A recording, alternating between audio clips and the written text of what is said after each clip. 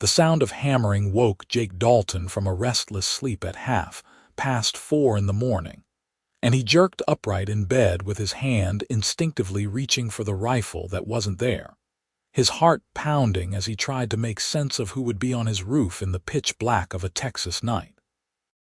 He'd collapsed into bed just 3 hours earlier after riding 30 miles through dust and heat to chase down a band of cattle rustlers who'd made off with 12 head from the Patterson Ranch. The pursuit had been fruitless, ending at the Rio Grande where the tracks disappeared into the shallow crossing, and Jake had returned to Marfa empty-handed and exhausted.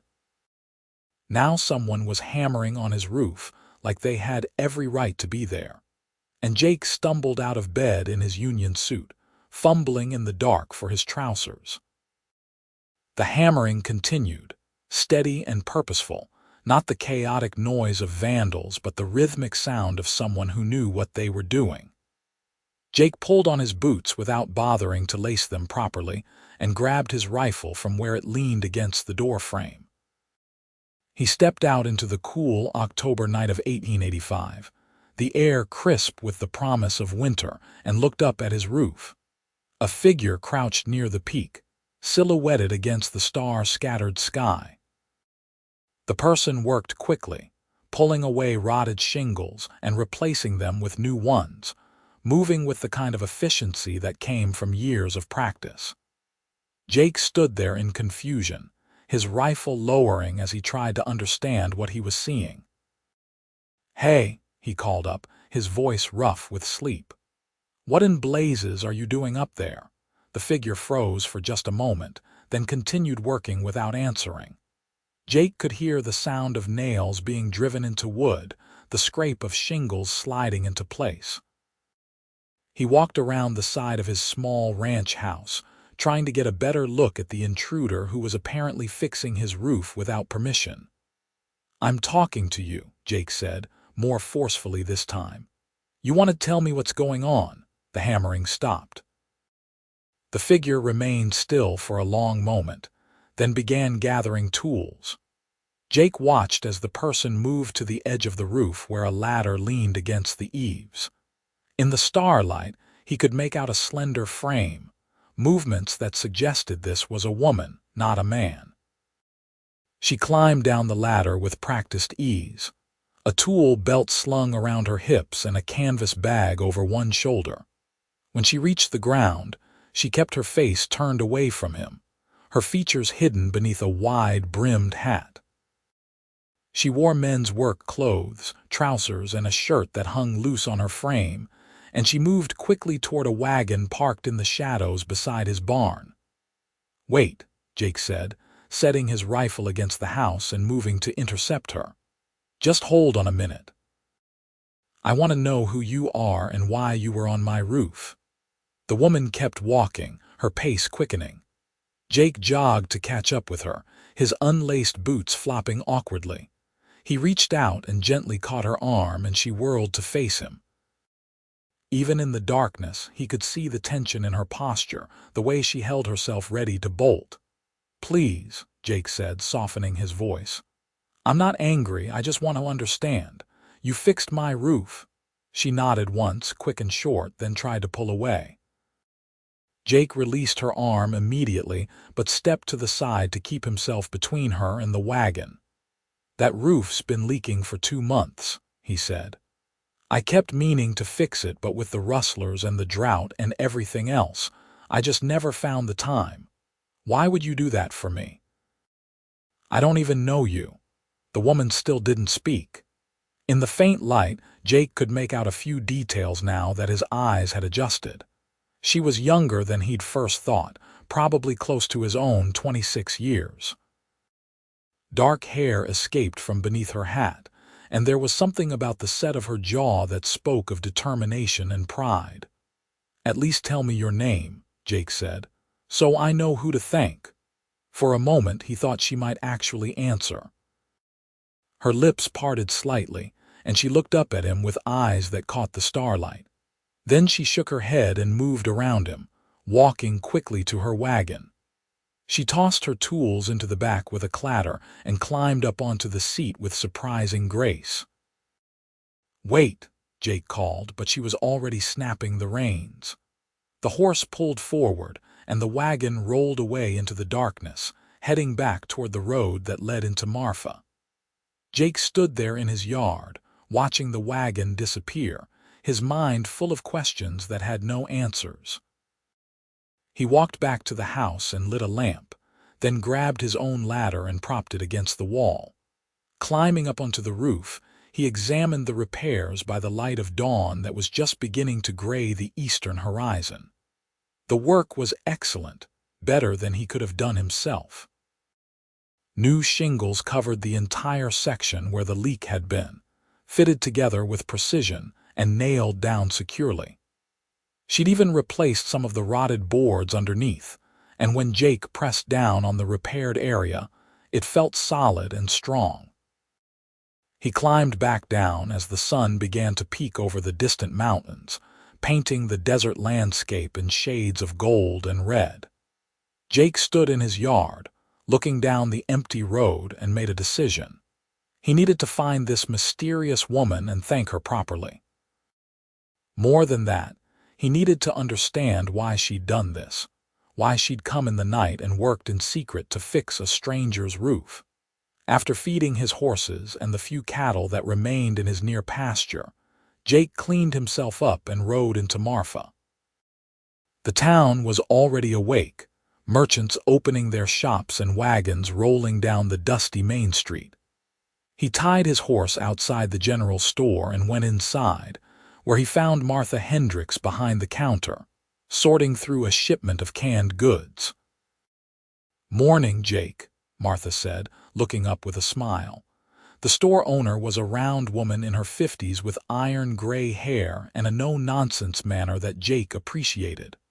"Heard you had trouble with rustlers yesterday." "They got away across the river," Jake said, leaning against the counter. "But that's not why I'm here.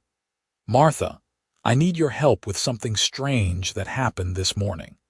He told her about waking to find someone repairing his roof, about the woman who'd refused to speak or identify herself, about the wagon that had disappeared into the pre-dawn darkness. Martha listened with growing interest, her eyebrows rising as the story progressed. "A woman, you say?" Martha asked when he'd finished. "Wearing men's clothes and doing carpentry work." "The work was professional," Jake said. "Best repair job I've seen. She knew exactly what she was doing." Martha was quiet for a moment, her fingers drumming on the counter. Then she nodded slowly, as if coming to a decision. "I think I might know who you're talking about. There's a woman living about 8 miles north of here, out past the Henderson place. She's a widow, keeps to herself mostly. Name's Hannah Zimmerman." The name seemed to fit the mysterious figure from the night before, though Jake couldn't say why. "What do you know about her?" "Not much," Martha admitted. "Her husband died about 1.5 years ago, some kind of accident.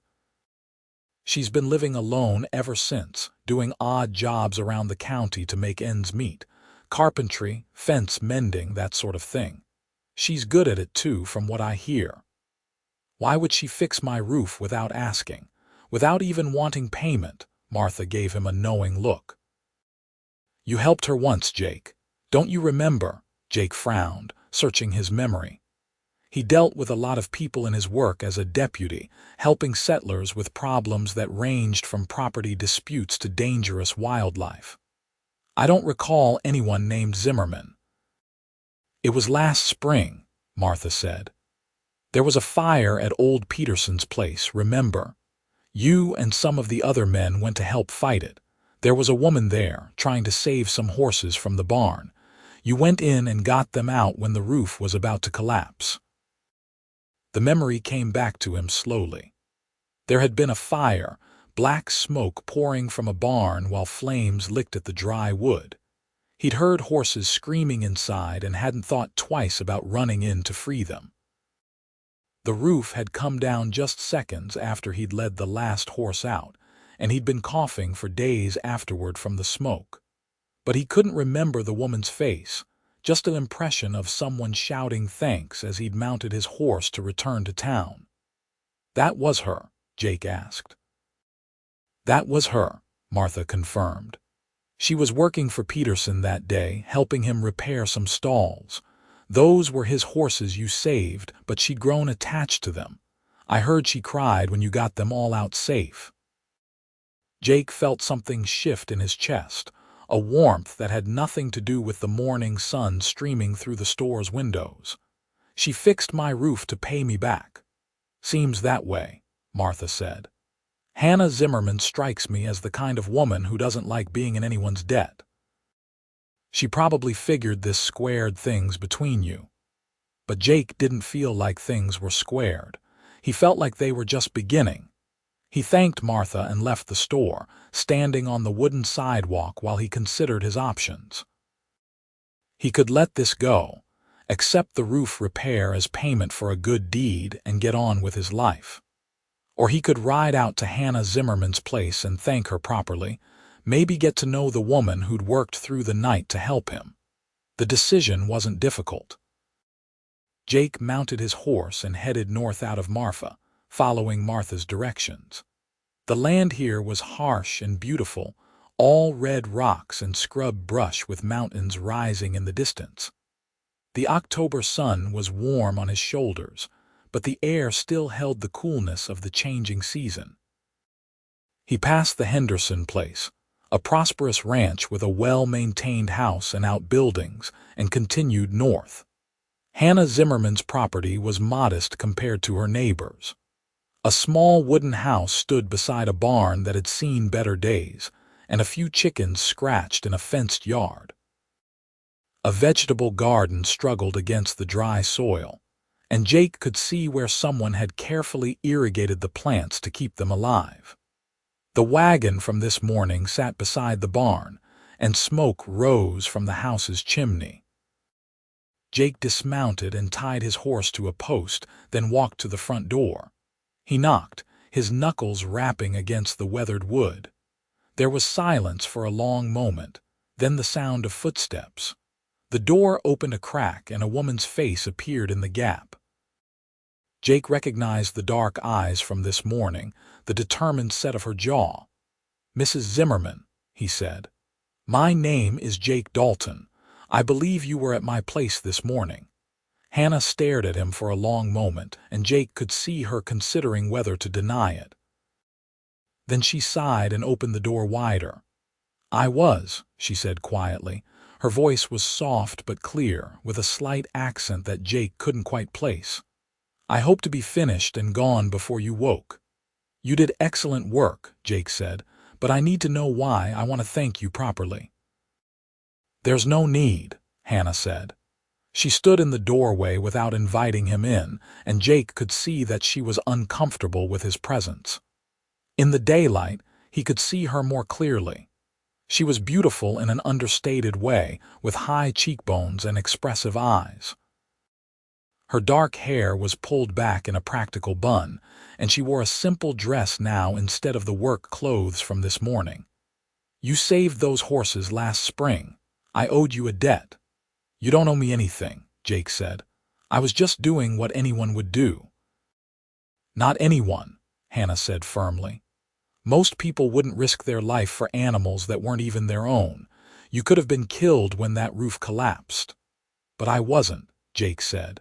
"And now you've spent your time and materials fixing my roof without even asking if I wanted it fixed. Without giving me a chance to pay you for the work." Hannah's expression became guarded. "I don't want payment. The debt is settled." Jake felt frustration rising but pushed it down.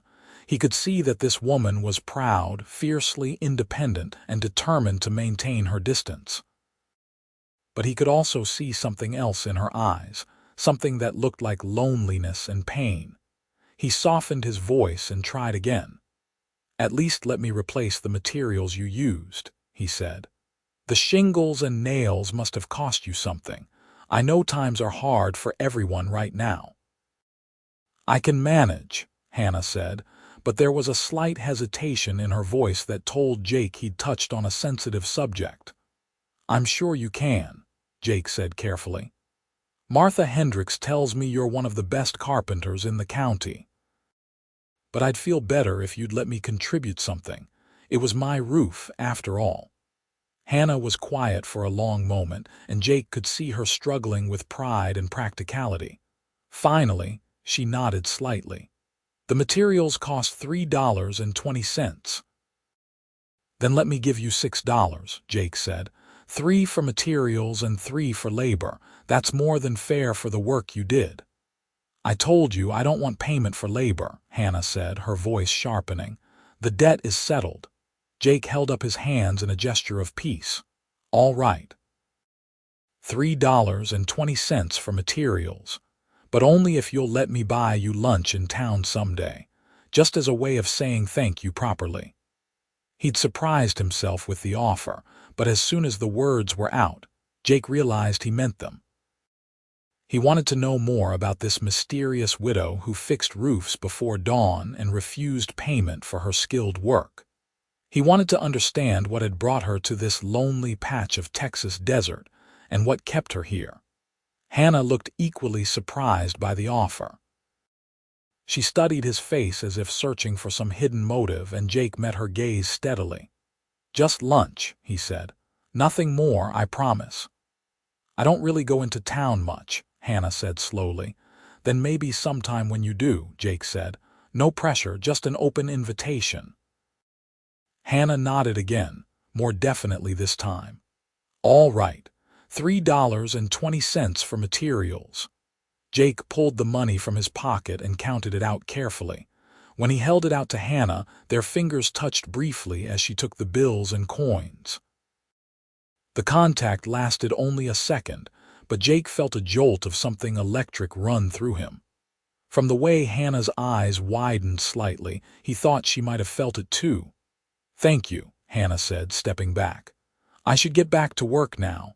I have a fence to mend this afternoon." "Of course," Jake said. "Thank you again for the roof. It means a lot." He walked back to his horse and mounted, aware of Hannah watching him from the doorway. As he turned to ride away, he looked back and saw her still standing there, one hand raised in a small wave. Jake waved back, then urged his horse into a trot. On the ride back to Marfa, Jake found his thoughts returning again and again to Hannah Zimmerman. There was something about her that intrigued him, some quality he couldn't quite name. She was clearly capable and skilled, living alone in a harsh land and making a living through hard work. But there was also a sadness about her, a sense of walls built high to keep the world at bay. Over the next few weeks, Jake found himself riding past Hannah's property more often than necessary.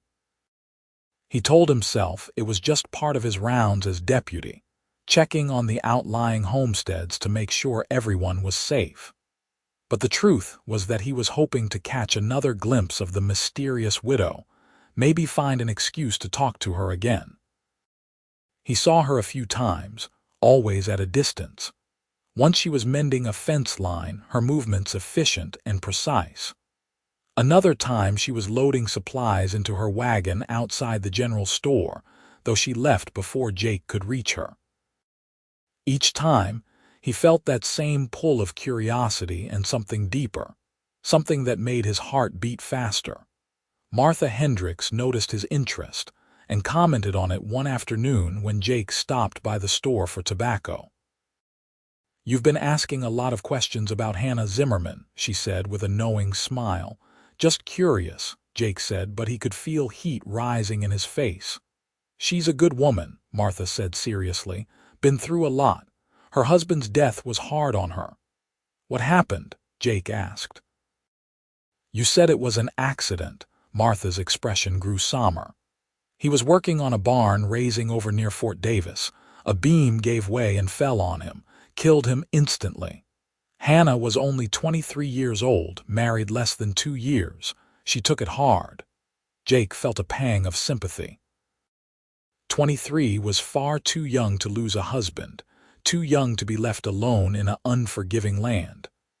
"Does she have family?" "Not that I know of," Martha said. Her husband had a brother, but there was some kind of falling out after the funeral, something about the property. I heard the brother wanted Hannah to sell the place and move back east, but she refused. They haven't spoken since. So she's been alone for a year and a half, Jake said quietly. She's chosen to be alone, Martha corrected.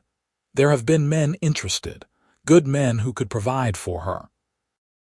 But she turns them all down, doesn't even give them a chance. I think she's scared of getting hurt again. Jake understood that fear. He'd seen it before in people who'd lost someone they loved, the way they built walls to protect themselves from more pain. But he also thought about Hannah standing in her doorway, the way her eyes had lit up for just a moment when their fingers touched. There was something there, some spark of possibility, if he could just find a way past those walls. His opportunity came on a cold November afternoon when Jake was riding back from a call about stolen horses. The trail led him past Hannah's property, and as he approached, he saw smoke pouring from her barn. Not the friendly smoke of a chimney, but the thick black smoke of a fire. Jake kicked his horse into a gallop, covering the distance in seconds. He leaped from the saddle and ran toward the barn, where flames were already licking through gaps in the walls. He could hear animals inside, the frantic bleating of goats and the panicked whinnying of a horse. Hannah burst out of the house, running toward the barn with a bucket in each hand. When she saw Jake, her eyes went wide with surprise and relief. "The animals!" she shouted over the roar of the flames. "I can't get them out." "Where's your horse?" Jake yelled back. "In the far stall," Hannah said, pointing. "The goats are in the pen on the right side." Jake didn't hesitate. He pulled his bandana up over his nose and mouth, then ran into the burning barn. The heat was immediate and intense, smoke filling his lungs despite the bandana. He could barely see through the dark haze, but he followed the sound of the terrified horse. The animal was rearing and kicking in its stall, eyes rolling white with fear. Jake grabbed a lead rope from a hook and managed to get it clipped to the horse's halter. He threw open the stall door and pulled, and the horse needed no more encouragement. It lunged past him and ran for the barn door, disappearing into the safety of the yard. The goats were harder. There were 4 of them, and they were huddled in a corner of their pen, too scared to move. Jake climbed over the fence and started grabbing them one at a time, carrying them to safety. The smoke was thicker now, and he could feel the heat of the flames on his back. He got 3 goats out, but when he went back for the 4th, part of the roof collapsed, blocking his path. Jake looked around desperately, coughing so hard he could barely breathe. Then he saw Hannah beside him, a wet cloth over her face, reaching for the last goat. Together they grabbed the animal and ran for the door as more of the roof came down behind them. They burst out into the cold air, both coughing violently. Hannah still held the struggling goat, and Jake helped her carry it to where the other animals were gathered at a safe distance from the burning barn. Then they both collapsed on the ground, gasping for breath. When he could breathe again, Jake looked at Hannah. Her face was streaked with soot, and there were tears running down her cheeks. But the animals were safe, all of them accounted for, and that was what mattered. "Thank you," Hannah said hoarsely. "Thank you so much." Jake just nodded, still unable to speak. They sat there together, watching as the barn burned. There was nothing they could do to save it now. The structure was too far gone, and they didn't have enough water to fight a fire that size. All they could do was make sure it didn't spread to the house or the surrounding brush. By the time the barn had collapsed into a pile of smoking rubble, the sun was setting and the air had turned cold. Hannah was shivering, and Jake realized she was in shock. He stood and helped her to her feet, then guided her toward the house. "Come on," he said gently. "You need to get warm." Hannah didn't protest. She let him lead her inside and settle her into a chair near the stove. Jake found a blanket and wrapped it around her shoulders, then stoked the fire until warmth began to fill the small room. He found a kettle and made tea, remembering that his mother always said hot, sweet tea was good for shock. When he handed Hannah the cup, their eyes met, and Jake saw something in her expression that hadn't been there before. The walls were still there, but they'd cracked just a little. She'd let him help her, let him into her space and her life, even if just for a moment. "The barn," Hannah said quietly. "Everything I had saved was in there, the tools, the extra materials, it's all gone." "You can rebuild," Jake said, sitting down across from her. "And you still have the animals, that's what matters." "How did it start?" Hannah asked, more to herself than to him. "I was so careful. I always check everything before I leave." "Sometimes things just happen," Jake said. "Could have been a spark from somewhere, could have been a rat chewing on something it shouldn't have. There's no way to know." Hannah was quiet for a long time, sipping her tea and staring at the stove. Finally, she looked up at Jake. "You saved my animals. Again. You keep saving things that matter to me." "I just happened to be riding by," Jake said. "Anyone would have done the same." "No," Hannah said firmly. "Not anyone. You risked your life to go into that barn, just like you did last spring. You could have been killed." "But I wasn't," Jake said, echoing his words from their last conversation. Hannah smiled slightly, a sad expression that didn't quite reach her eyes. "You're a good man, Jake Dalton."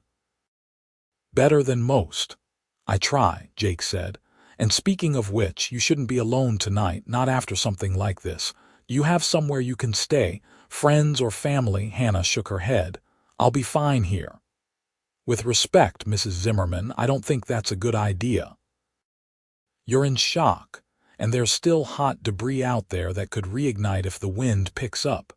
Let me take you into town. Martha Hendricks has a room above her store.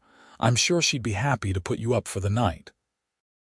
Hannah looked like she wanted to argue, but Jake could see the exhaustion in her eyes. She was at the end of her strength, running on nothing but stubborn pride. Finally, she nodded. "All right, just for tonight." They gathered a few things for Hannah, some clean clothes and basic necessities, and Jake helped her load them into his saddlebags. He caught her horse and goats and secured them in a small corral behind the house, making sure they had food and water. Then he helped Hannah into his saddle and mounted behind her, holding the reins while she leaned back against his chest. The ride to Marfa was quiet. Hannah dozed against him, and Jake found himself acutely aware of the warmth of her body, the smell of her hair beneath the soot and smoke. He thought about what Martha had said, about Hannah being scared to get hurt again. He thought about the way she'd let him help her tonight, the cracks in those high walls. Martha was indeed happy to provide Hannah with a room, and she fussed over the younger woman like a mother hen, getting her settled and bringing up hot water for washing. Jake waited downstairs, suddenly unsure of what to do next. When Martha came back down, she gave him a long look. "That girl's been through enough," Martha said quietly. "She doesn't need someone playing games with her heart." "I'm not playing games," Jake said. "I just want to help." "Do you?" Martha asked. "Or do you want something more?" Jake met her eyes steadily. "I don't know yet, maybe both. But I promise you, Martha, I won't hurt her. That's the last thing I want." Martha studied him for a moment longer, then nodded. "All right, I believe you. But Jake, she's fragile right now, even if she doesn't show it. Be careful." "I will," Jake promised. He went back to his own place that night, but sleep was hard to find. He kept thinking about Hannah, about the way she'd felt in his arms on the ride to town, about the trust she'd shown by letting him help her. He thought about the barn burning and the animals they'd saved, about the way Hannah had cried not for herself, but for the loss of her tools and materials. The next morning, Jake rode back out to Hannah's property to check on things. The barn was just a pile of charred wood and ash now, cold and lifeless. But the animals were fine, and there had been no new fires. He made sure everything was secure, then rode back to town. He found Hannah in Martha's store, already dressed and looking determined despite the dark circles under her eyes. She was talking to Martha about supplies, making a list of what she'd need to rebuild. "Morning," Jake said, approaching the counter. Hannah looked up, and for a moment, Jake thought he saw pleasure in her eyes before she hid it behind a neutral expression. "Good morning. Thank you for checking on the place." "Everything's fine," Jake said. "The animals are all healthy and there's no sign of any new problems." "I appreciate that," Hannah said. "I need to get back out there today. There's a lot of work to do." "About that," Jake said, "I was thinking. You're going to need help rebuilding that barn. It's too much work for one person. What if we organized a barn raising? Get some of the neighboring ranchers together, make a day of it." Hannah's expression became guarded again. "I can't ask people to do that." "You're not asking," Jake said. "I am. People around here help each other. That's how we survive out here." "I don't have money to pay them," Hannah said quietly. "Nobody expects payment," Jake said. "They'll help because it's the right thing to do, and because you've helped most of them at one time or another with your carpentry work." Hannah looked uncertain, and Jake could see her pride warring with practicality. Finally, Martha spoke up. "He's right, Hannah. People will want to help. Let them." Hannah bit her lip, then nodded slowly. "All right, thank you." Over the next few days, Jake spread the word about the barn raising.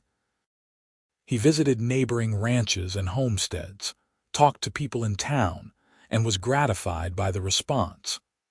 Almost everyone he asked agreed to help, and several offered to bring materials as well as labor. Jake spent more time with Hannah during those days, helping her plan the new barn and organize supplies. They worked well together, Jake discovered. Hannah had a clear vision of what she wanted, and Jake had the experience to help make it happen. They talked while they worked, and slowly, Hannah began to open up. She told him about growing up in Pennsylvania, the daughter of a carpenter who taught her his trade. She told him about meeting her husband, David, at a church social and falling in love with his dreams of making a new life in the West. She told him about the journey to Texas and the early days of their marriage when everything seemed possible. And she told him about the day David died, about the messenger who'd come to her door with the news, about the funeral where she'd stood alone because David's family blamed her for bringing him west. She told him about the first year after his death, the lonely nights and the hard work of trying to keep the property going by herself. Jake listened to all of it, his heart aching for the pain she'd endured. He told her his own story in return, about growing up on a ranch in West Texas, about losing his father to fever when he was 16 and having to become the man of the family overnight. He told her about his mother remarrying a few years later and moving to California, about his decision to stay in Texas and become a deputy. They were becoming friends, Jake realized. Real friends, the kind who knew each other's stories and understood each other's pain. But he was also becoming more attracted to Hannah with each passing day. He loved the way she laughed when something amused her, a genuine sound that lit up her whole face. He loved the way she bit her lip when she was concentrating, the way she pushed stray hair back from her face with the back of her hand. The barn raising took place on a bright Saturday in late November. More than 20 people showed up, bringing lumber and tools and food for the midday meal. They worked from dawn until dusk, and by the time the sun was setting, Hannah had a new barn, smaller than the old one but sturdy and well-built. Jake watched as Hannah went around thanking everyone, her eyes bright with gratitude and what might have been tears. When everyone else had left and it was just the two of them standing in the yard as twilight fell, she turned to him. "I don't know how to thank you," she said, "for all of this, for organizing it, for helping me, for everything." "You don't need to thank me," Jake said. I was happy to help." They stood there in the growing darkness, and Jake felt the moment stretch between them. He wanted to reach out and touch her, to pull her close and tell her everything he'd been feeling over the past few weeks. But he held back, remembering Martha's warning about being careful. "I should get back to town," he said finally. "It's getting late." "Wait," Hannah said, and there was something in her voice that made Jake's heart skip. "Would you like to stay for supper? It's the least I can do after everything you've done for me." Jake knew he should say no. He knew that staying would only make his feelings stronger, would make it harder to maintain the friendly distance he'd been trying to keep. But he looked at Hannah's face in the fading light, at the hope and nervousness in her eyes, and he couldn't refuse. "I'd like that," he said. "Thank you." They went inside, and Hannah cooked while Jake sat at her small table. The house was simple but clean, with touches that spoke of a woman trying to make a home in a harsh place. There were curtains at the windows, colorful quilts on the bed visible through the open bedroom door, a shelf of well-worn books. Supper was simple too, just beans and cornbread with coffee, but it was the best meal Jake had eaten in months. They talked while they ate, conversation flowing easily now that some of the barriers between them had come down. Hannah told him about a book she was reading, a novel by Mark Twain that she'd borrowed from Martha. Jake told her about a funny incident that had happened in town the week before, when old Jed Patterson's mule had gotten into the saloon and refused to leave. After supper, Jake helped Hannah wash the dishes, and they stood side by side at the basin, her washing and him drying. It felt domestic and comfortable, and Jake found himself imagining doing this every night, coming home to Hannah and helping with the evening chores. When the dishes were done, Jake knew he should leave. It was full dark now, and propriety demanded that he not stay longer. But when he reached for his hat, Hannah spoke. "Jake," she said, and there was something vulnerable in her voice that made him turn to face her. "I want you to know that I'm grateful for your friendship. You've been kinder to me than I had any right to expect." "Hannah," Jake said, taking a step closer to her, "I need to tell you something. I need to be honest with you." She looked up at him, her dark eyes wide and uncertain. "What is it?" Jake took a deep breath, knowing he was about to step off a cliff but unable to stop himself. "I care about you. More than just as a friend. I've been trying to fight it, trying to keep my distance because I know you've been hurt and I don't want to push you into something you're not ready for. But I can't keep pretending that I don't feel what I feel." Hannah stared at him, and Jake watched emotions flicker across her face too quickly to identify. Fear, surprise, something that might have been hope. She opened her mouth as if to speak, then closed it again. "I'm sorry," Jake said quickly. "I shouldn't have said anything. I promised Martha I wouldn't play games with your heart, and here I am doing exactly that. I should go." He started toward the door, but Hannah caught his arm. "Wait," she said. "Please don't go, not yet." Jake turned back to her, and what he saw in her face made his breath catch. The walls were down, all of them, and Hannah was looking at him with an openness that was almost painful in its honesty. "I care about you too," she said softly. "I've been trying not to. I've been trying to keep my distance because I'm scared. I'm so scared, Jake.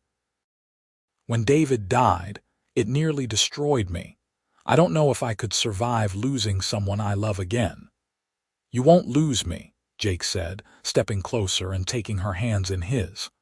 "I can't promise nothing will ever happen because this is a dangerous world and we both know it. But I can promise that I'll do everything in my power to come home to you every night, and I can promise that what I feel for you is real." Hannah's eyes filled with tears. "How can you know that? You barely know me." "I know that you're strong and capable and kind," Jake said. "I know that you work harder than any person I've ever met. I know that you care about animals and keeping your word and doing the right thing.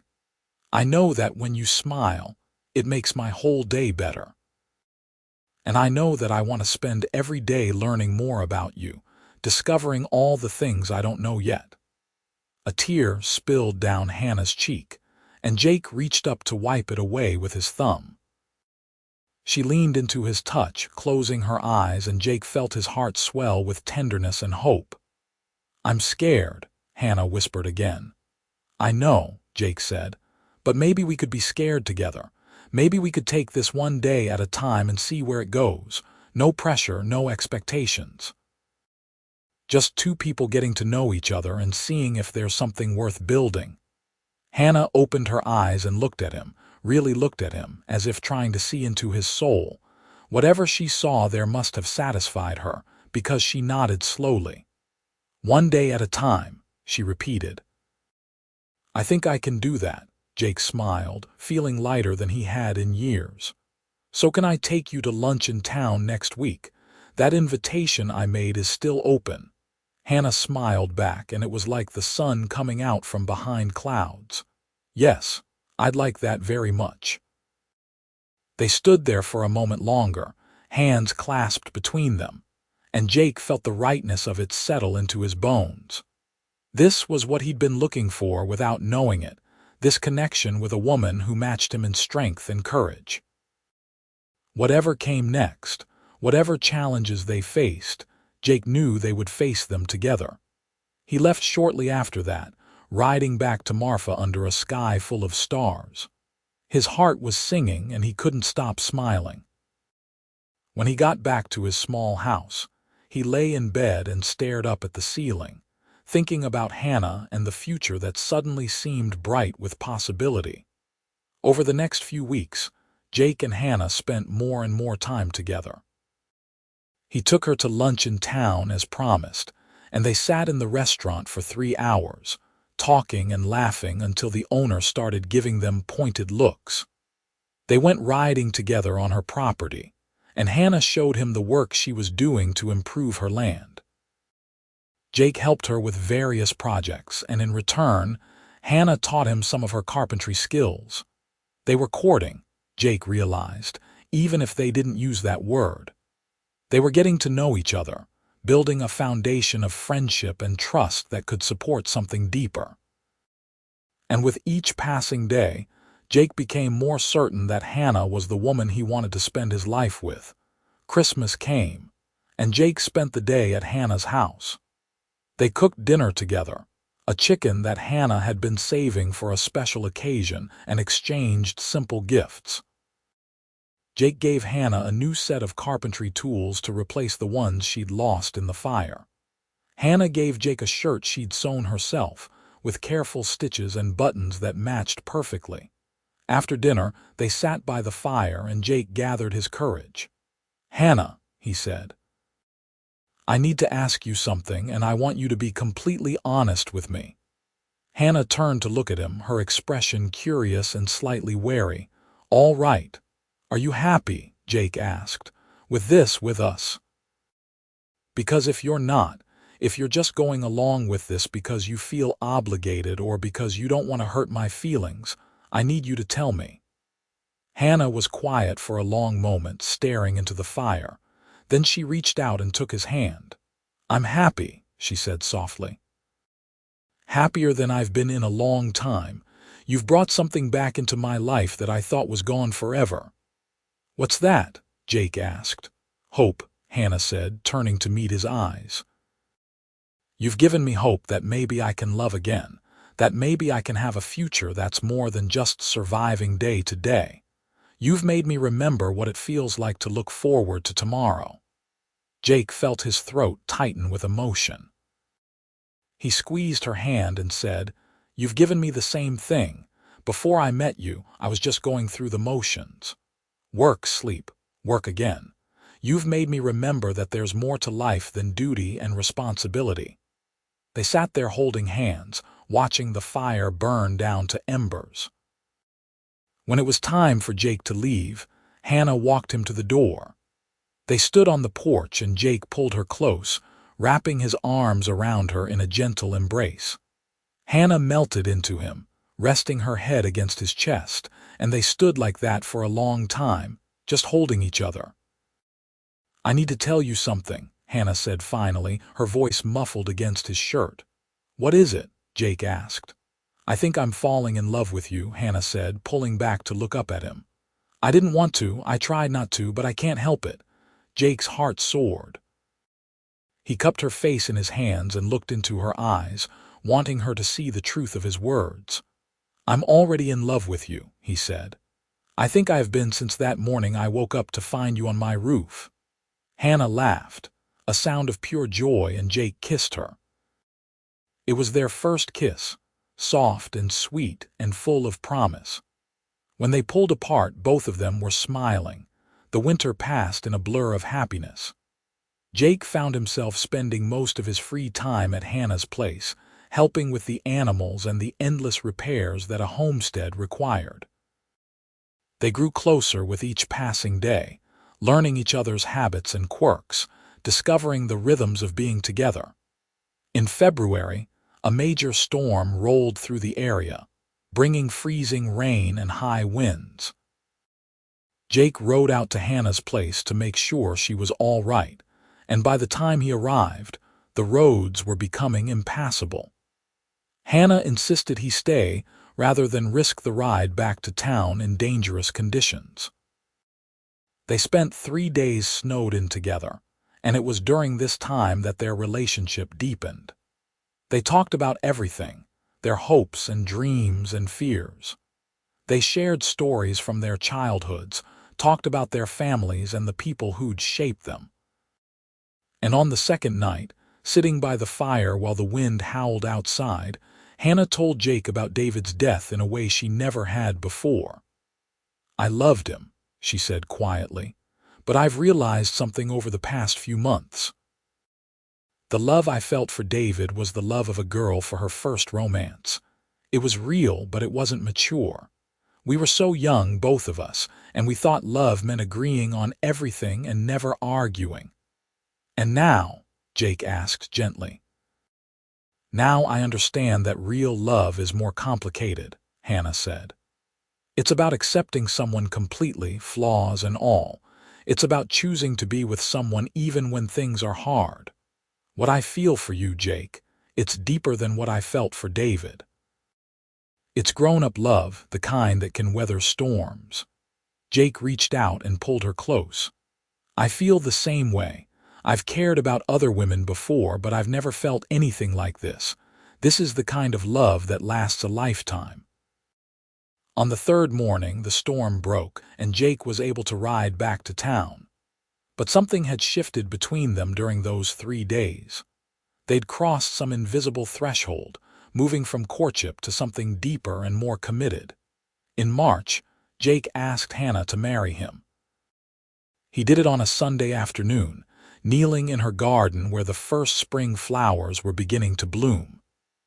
Hannah cried and laughed and said yes, and Jake slipped a simple gold band onto her finger. They were married in April in a small ceremony at the church in Marfa. Martha stood up with Hannah and Sheriff Collins stood up with Jake. Almost the entire town turned out to wish them well, and the celebration afterward lasted well into the night.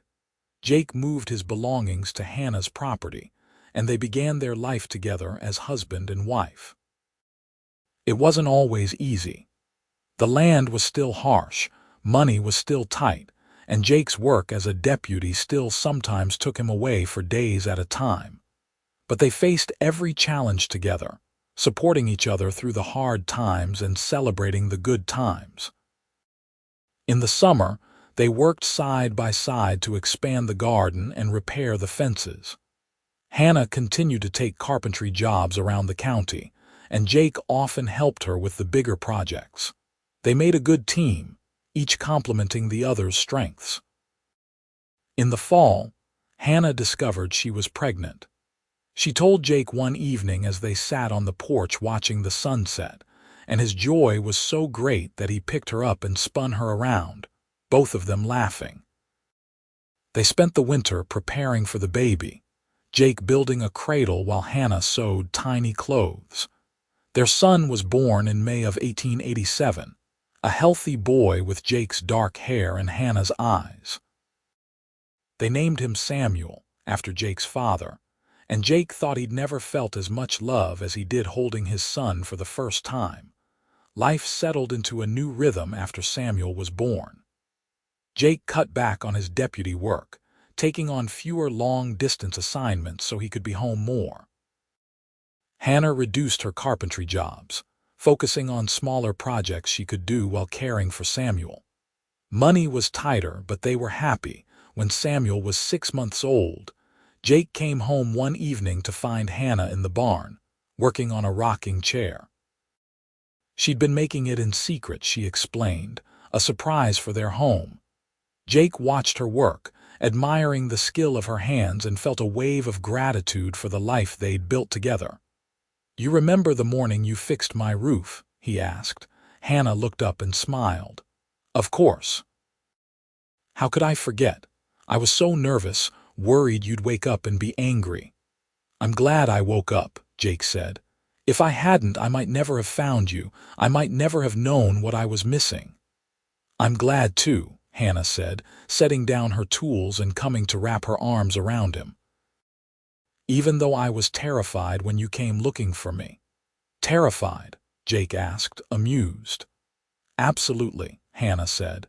"You were this handsome cowboy, and I was a widow trying to pay off a debt. I thought you'd think I was crazy, coming to fix your roof in the middle of the night." "I did think you were a little crazy," Jake admitted with a laugh. "But in the best possible way." They stood there in the barn, holding each other while baby Samuel slept in the house, and Jake reflected on how much his life had changed in the 2 years since that morning. He'd gone from a lonely cowboy to a husband and father, from someone just going through the motions to someone who woke up every day grateful for what he had. The years passed, marked by the changing seasons and the milestones of their growing family. 2 years after Samuel was born, Hannah gave birth to a daughter they named Elizabeth. 3 years after that came another son, Matthew. Their house expanded to accommodate the growing family, rooms added on as money allowed. Jake eventually gave up his job as deputy, deciding that ranching full-time would be safer and allow him to spend more time with his family. He and Hannah worked together to build up their property, adding cattle and improving the land. Hannah's carpentry skills proved invaluable as they built new outbuildings and made constant repairs and improvements. The children grew up strong and healthy, learning to work the land from both their parents. Samuel inherited his mother's skill with tools and his father's love of horses. Elizabeth was quiet and bookish but fiercely loyal to her family. Matthew was the adventurous one, always getting into scrapes but charming his way out of trouble. On their 10th wedding anniversary, Jake and Hannah took a rare evening to themselves. They left the children with Martha, who'd become a beloved grandmother figure to them all, and rode out to a spot on their property where you could see for miles in every direction. They sat on a blanket and watched the sunset paint the sky in shades of orange and gold. "You ever regret it?" Jake asked, taking Hannah's hand in his. "Marrying me, building this life?" "Never," Hannah said firmly. "Not for 1 second. This is exactly the life I was meant to have, even though it's been hard sometimes," Jake pressed. "Especially because it's been hard," Hannah said. "The hard times have made us stronger. They've taught us how to rely on each other, how to face challenges together. I wouldn't trade that for anything." Jake pulled her close and kissed her temple. "I love you," he said. "More today than the day I married you, and I'll love you even more tomorrow." "That's the secret, isn't it?" Hannah said, smiling up at him.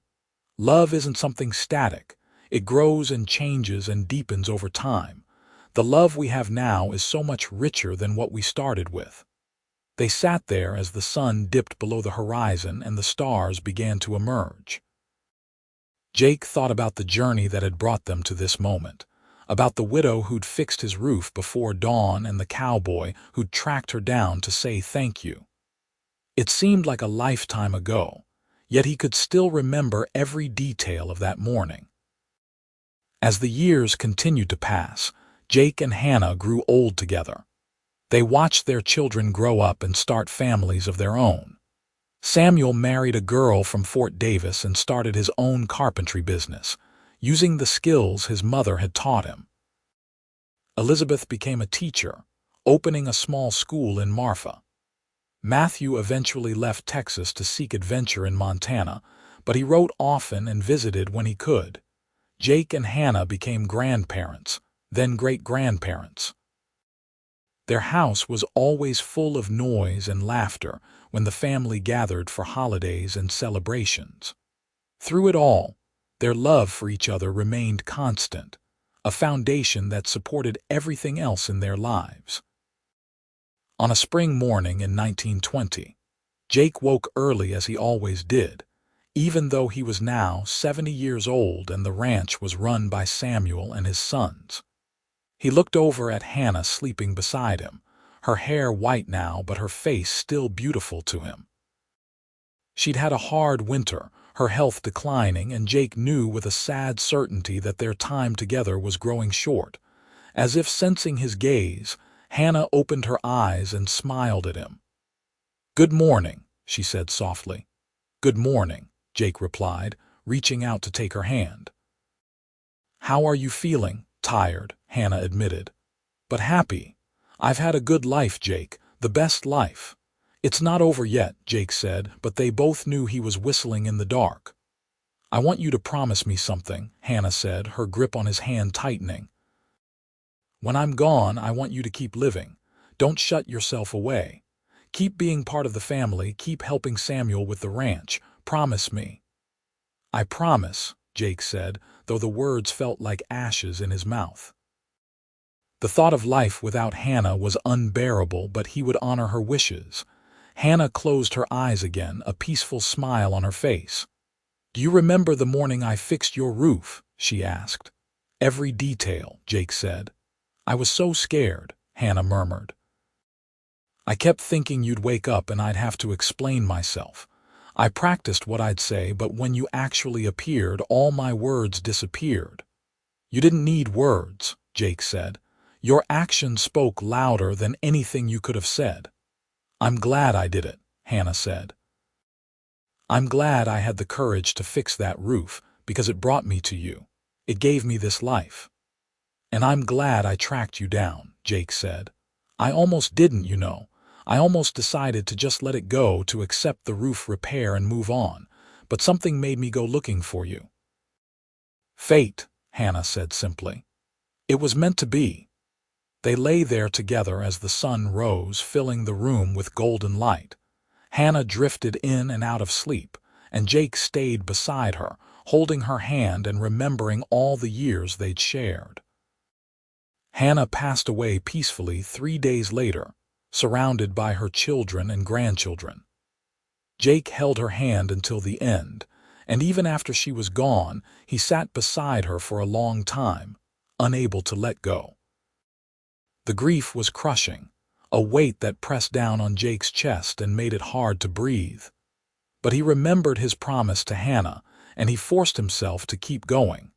He got up every morning and helped Samuel with the ranch. He spent time with his grandchildren, telling them stories about their grandmother.